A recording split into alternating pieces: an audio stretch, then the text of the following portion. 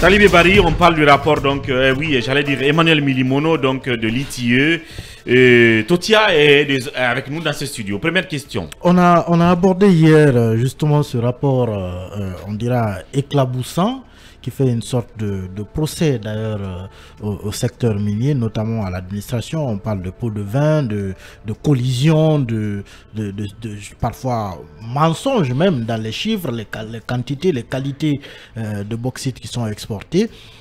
Première question, pour moi d'abord, c'est pour camper d'abord le contexte lui-même. Quelle est la période qui a concerné donc ces études et comment est-ce que le travail a été mené pour qu'on en soit à ces conclusions? Merci, merci pour la question, merci pour l'invitation encore. Ce rapport, en fait, c'est une étude diagnostique, en fait, qui a été mandatée, disons, soutenue par NRGI. C'est une organisation américaine qui est pour la bonne gouvernance. En fait, c'est un outil qui avait été expérimenté dans d'autres pays, notamment en Colombie, en Mongolie, qui permet de diagnostiquer les pratiques de corruption, notamment dans le secteur minier. Bien. Et donc, ils ont collaboré avec le Collège des organisations de la société civile guinéenne au sein de l'UTIE, en tête avec Publier Sécurité, avec l'appui technique d'un cabinet. Et le processus s'est déroulé depuis octobre 2022 jusqu'en avril 2023 et qui a permis de produire ce rapport-là avec une méthode très participative, puisque à la fois elle a concerné des enquêtes documentaires, mais aussi des entretiens avec les services concernés, bien sûr, bien entendu. Et donc, c'est un outil qui a été déroulé selon une méthodologie très pertinente en 6 étapes. Et d'abord, c'est le choix d'un secteur. Bien. Parce que quand on dit le secteur minier, on a beaucoup de ressources. On a le secteur aurifère, on a le secteur diamantifère, on a la bauxite, on a même maintenant le graphite, qui est une ressource très stratégique. Hein. Voilà, Le graphite. Oui, le graphite est maintenant exploité du côté de Lola. Et déjà, on a des quantités en exportation. Bien.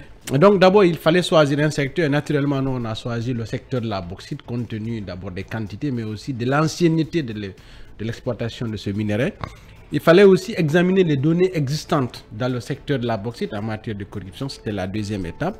Et ensuite, sélectionner des domaines d'intervention dans la chaîne de gouvernance de la bauxite. Vous savez, le secteur minier, c'est une chaîne très longue. Depuis la connaissance géologique, ce qu'on appelle l'exploration, la décision d'octroyer une licence, les activités de production, les activités de suivi.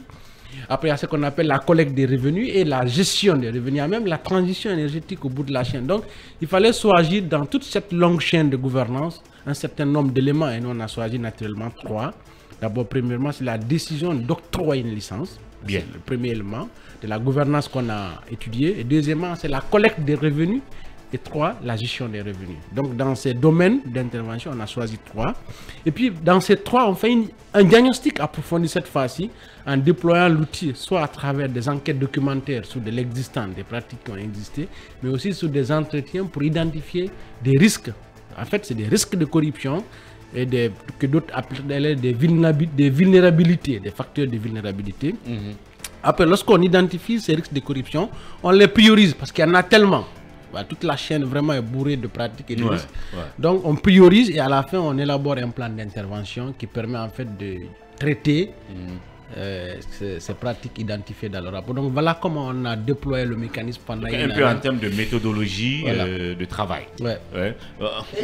Oui. Quand dit le rapport, que dit le rapport? D'abord du premier segment, l'octroi des permis. Ouais. D'abord, au niveau de l'octroi, vous savez, c'est l'aspect le plus sensible dans la gouvernance minière.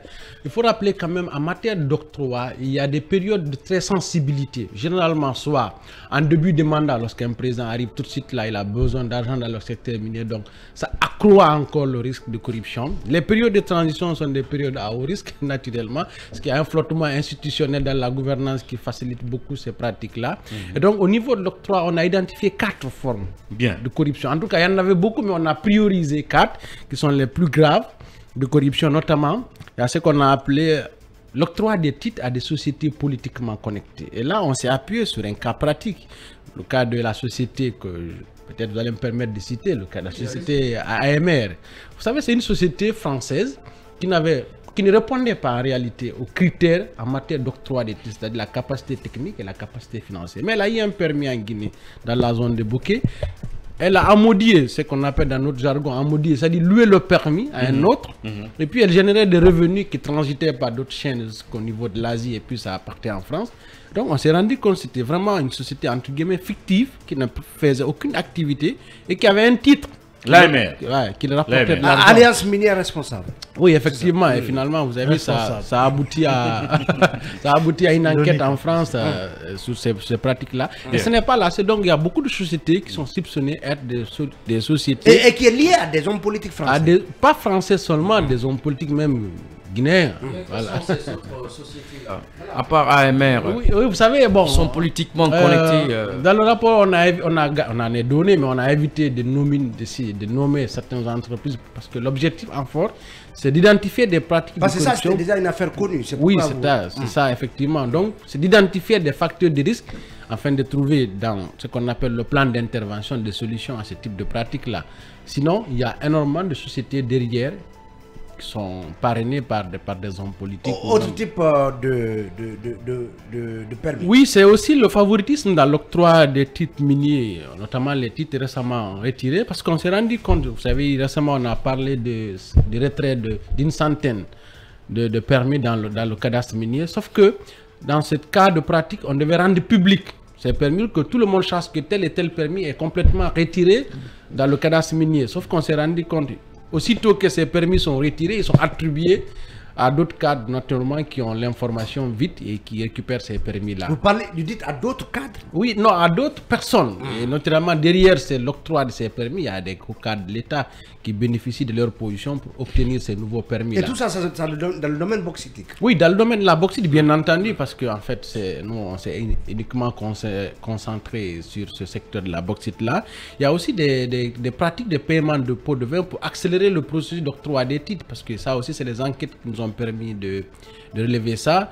Lors du processus là, lorsque ça retarde pendant des mois, alors que le minier a envie d'obtenir son permis, il peut se permettre de payer des pots de vin à un certain pour accélérer niveau la procédure. Pour accélérer la procédure. Quel est le taux sous la main?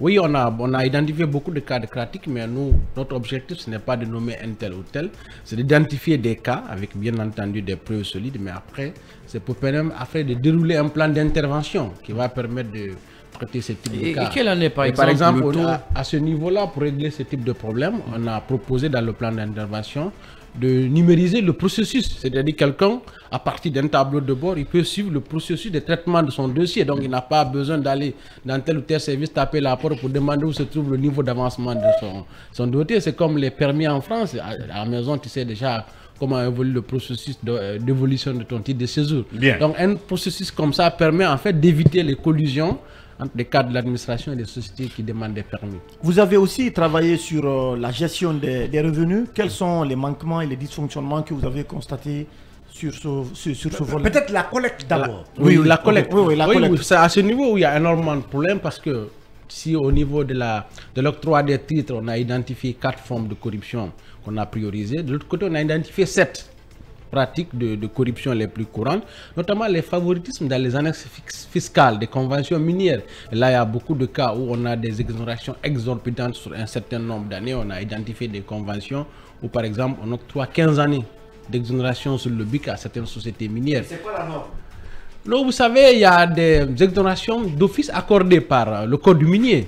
Bon, c'est des exonérations quand même pour permettre à la fois d'inciter l'investissement, d'intéresser les entreprises, mais en dehors de ces exonérations prévues par le code, il y a des sociétés qui ont réussi à obtenir des exonérations exorbitantes ici, c'est figure dans les conventions minières, et ça généralement c'est associé à des pratiques de corruption de ces cadres qui participent à ces processus. Est-ce que vous avez indexé des sociétés dans ce sens-là? Oui, on a cité, par exemple, vous savez, quand vous prenez une société minière dans la zone de Bouquet dont la convention a été signée en 2004, à l'origine, c'était une société minière qui était là pour faire une raffinerie.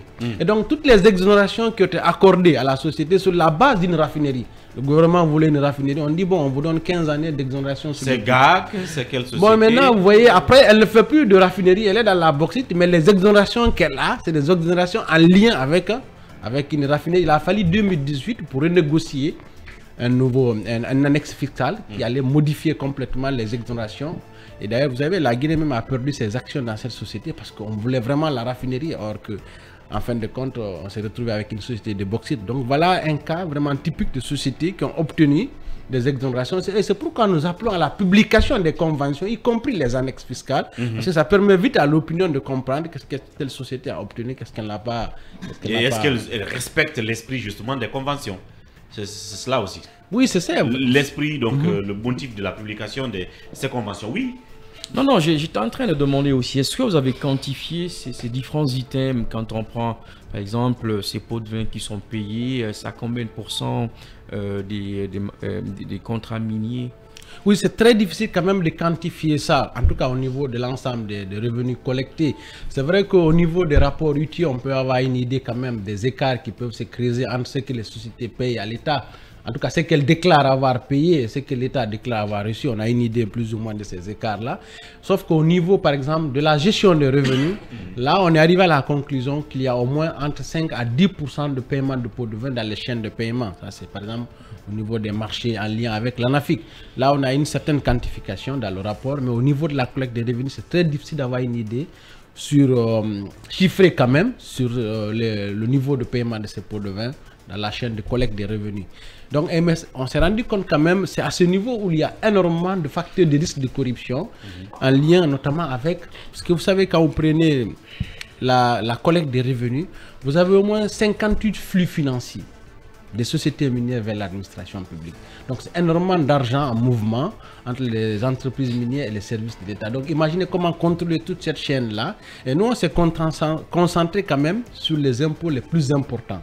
C'est ce qu'on appelle les royalties, c'est la taxe à l'extraction et la taxe à l'exportation. Et ces deux taxes-là sont soumises à la connaissance des quantités et de la qualité.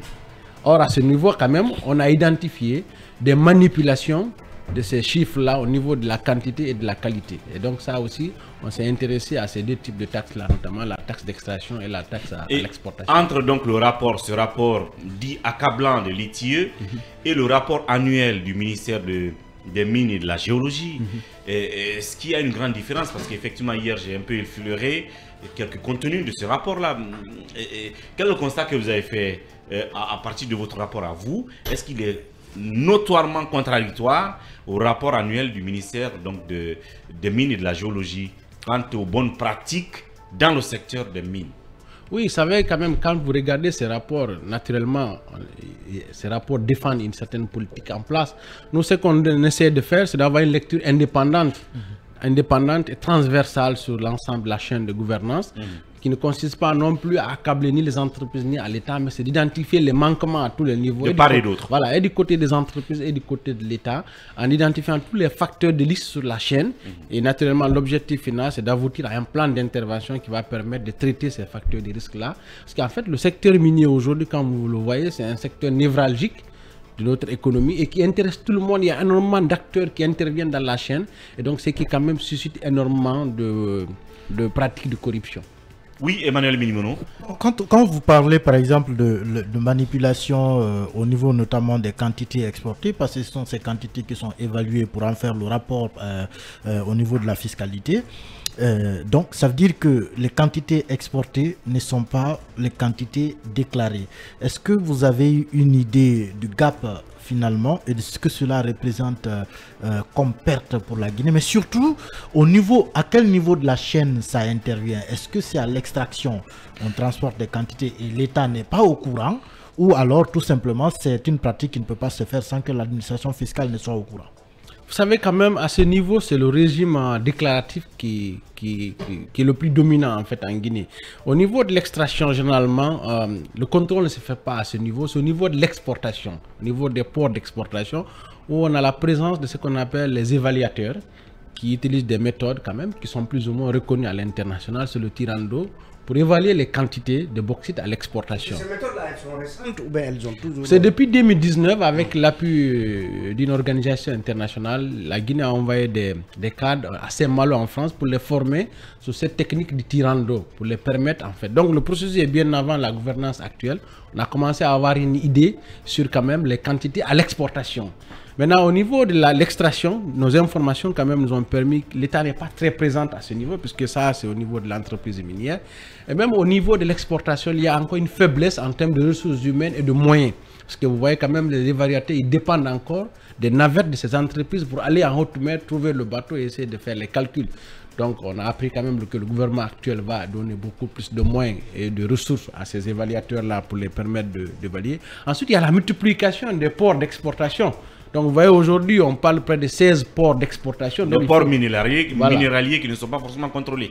Et justement, dans le rapport, quand vous parlez, à titre d'exemple, que lors d'un contrôle de la DGI en 2022, au sein d'une société évoluant dans la région de Bokeh, les investigations ont relevé un écart de plus de 200 000 tonnes de bauxite entre les déclarations de la société et les données fournies par les sous-traitants chargés de la manutention et du transport de la bauxite. Ça, c'est le cas d'une seule société. Oui. Est-ce que ça veut dire que vous avez fait le constat pour plusieurs sociétés minières? Cela s'évalue en termes d'argent à combien de manque à gagner, de déperdition?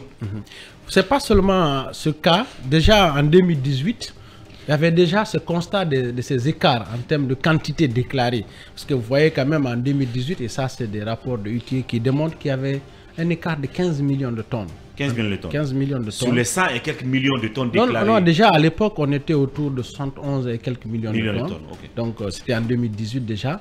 Entre les chiffres déclarés par les entreprises et les chiffres officiels du ministère des Mines. Donc il y avait déjà des écarts au niveau des quantités à l'exportation. Et donc, c'est quand même... Et ça, c'est une estimation de 15 millions de tonnes. Oui, ça, c'est selon des chiffres déclarés par les deux entités. Les entreprises déclarent avoir exporté telle quantité et le ministère des Mines déclare une autre quantité. Donc, quand même, au fur et à mesure du... Bon, ça, c'est bien avant 2019 quand même. Donc, depuis 2019, avec le déploiement de ces bureaux, de ces évaluateurs, les chiffres sont en train de se réduire. Mais il y a toujours quand même ces écarts constatés entre ce que les entreprises déclarent officiellement et ce que le bureau des évaluateurs... Donc, maintenant, ce qui est intéressant de voir, c'est que les chiffres sont déclarés par semaine. Donc, de chaque semaine, vous voyez par exemple, le ministère des Mines déclare les quantités à l'exportation par semaine. Donc, ça permet encore de réduire beaucoup plus, en fait, les écarts qui peuvent être constatés en fin d'année. Et donc, ça, quand même, il y a beaucoup de peut-être d'un mot, vous avez parlé de l'octroi des titres, de la collecte et de la gestion. Qu'en est-il de la gestion des revenus? Justement, vous savez, la gestion des revenus, une fois que les revenus miniers tombent dans la caisse de l'État, elles n'ont plus la couleur de mine. Mais sauf que on a trouvé deux mécanismes en Guinée pour permettre en fait de redistribuer les revenus miniers à l'ensemble des collectivités de la Guinée. C'est par exemple ce qu'on appelle les transferts infranationaux avec l'ANAFIC. Et donc ces revenus sont transférés par des formules de péréquation à toutes les collectivités de la Guinée pour financer des projets de développement. Donc à ce niveau, on a identifié des paiements de pots de vin dans la chaîne de paiement des contrats, effectivement, et des marchés publics à ce niveau. D'ailleurs, on a une estimation plus ou moins. Et donc à ce niveau aussi, on a identifié le faible niveau de transfert de ces montants. C'est-à-dire, parce que c'est une loi, ce qu'on appelle le FNDL, qui transfère ces montants au niveau de ces collectivités. Il y a un écart entre ce qui est voté au niveau de l'Assemblée en termes de montants à transférer et le montant effectivement transféré de l'ordre de 50%. Et vous avez vu d'ailleurs la dernière loi des finances encore a diminué ces montants-là qui sont accordés aux collectivités. Pourtant, on parle de 15% d'un certain nombre de taxes minières. Donc, en principe, il ne devait pas avoir de flou au niveau des montants à transférer. Donc, il y a énormément aussi de pratiques identifiées dans la gestion de ces revenus au niveau des collectivités, même au niveau de la chaîne de paiement des contrats qui sont liés à ces revenus-là. Alors, qu'est-ce qui est attendu de ce rapport? En termes de démarche, on en a fini là maintenant. Est-ce que le président de la transition doit recevoir officiellement ce rapport pour, si vous voulez, répercuter ça en termes de réforme, ou est-ce que vous le publiez tout simplement à celui qui veut de s'en servir, y compris le président? Dans la tradition, est-ce qu'il est prévu qu'il reçoive ce rapport? Oui, vous savez, le ministère d'abord le plus concerné par ce rapport-là, c'est le ministère des Mines et aussi d'autres ministères. Bien. Ce rapport déjà a fait l'objet de publications où ces acteurs, y compris la Chambre des Mines, a été invité pour les mettre. D'ailleurs, ils ont participé à tout le processus. Hein. C'est un processus très participatif et très démocratique. Et donc, le plan d'intervention qui a été élaboré aussi avec tous ces acteurs a été rendu public.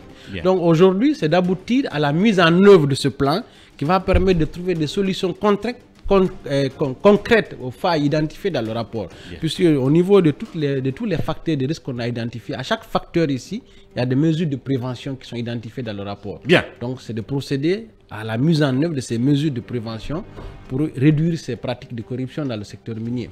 Entre donc les rapports annuels du ministère des Mines et les déclarations douteuses des entreprises minières en Guinée. C'est le travail indépendant et objectif de l'ITIE donc sur la réalité dans nos mines à travers ce rapport. Et bien entendu, vous demandez à ce qu'on aille sur ces sujets pareils, puisque le secteur des mines, c'est le levier principal de notre économie. Malheureusement, le Guinéen ne consomme que politique.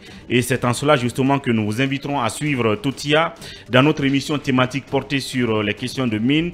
Grand gisement qui passe aussi sur nos antennes. Il ira dans les détails sur ce rapport de l'ITIE pour que vous compreniez davantage ce qui se passe dans nos mines et qui impacte bien entendu négativement ou positivement notre économie. Merci à tous ceux qui étaient ici dans ce studio. Merci à Ibrahim Babé Diallo. Derrière la console numérique par ailleurs, le nouveau patron des ressources humaines du groupe Fréquence Média. Et puis à Ibrahim Silla à ses côtés qui gère le digital. Bon séjour à Bakar Diallo et à Zakaria du côté des États-Unis. À demain pour la suite de l'aventure.